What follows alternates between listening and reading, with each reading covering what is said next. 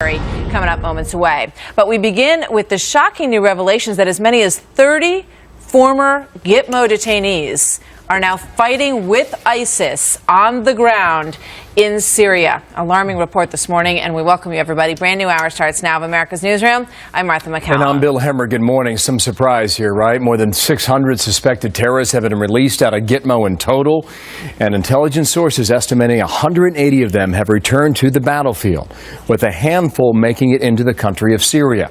National security correspondent Jennifer Griffin leads our coverage on that. She's live at the Pentagon now. Jennifer, what have you learned about this?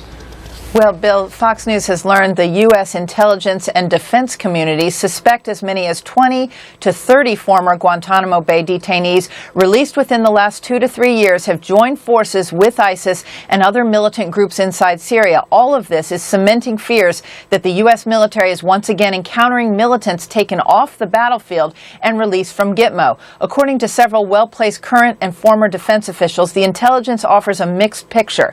Some of the former detainees are fighting with ISIS, some are supporting the al-Qaeda-linked Nusra Front, some are on the ground in Syria, and some of the former detainees have chosen to help these groups from outside the country, financing operations and supporting the ISIS propaganda campaign. In fact, recent videos of Western hostages who were beheaded by ISIS showed them wearing orange jumpsuits resembling outfits worn by Gitmo prisoners. There are now 149 prisoners held at Guantanamo Bay. Almost 90 are from Yemen.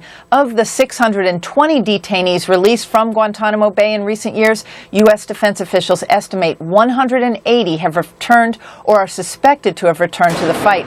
Officials say the former detainees who have joined ISIS and other al-Qaeda-linked groups in Syria were originally released to 6 countries in Europe and to Egypt and Tunisia. They were deemed too dangerous to be released to their native countries. The countries who agreed to receive the former detainees lost track of them, and now many are appearing back on the battlefield. And then again, some would say that's not a surprise. Jennifer, thank you. We'll be back on that a bit later. Jennifer Griffin at the Pentagon. So we are 5 days out. And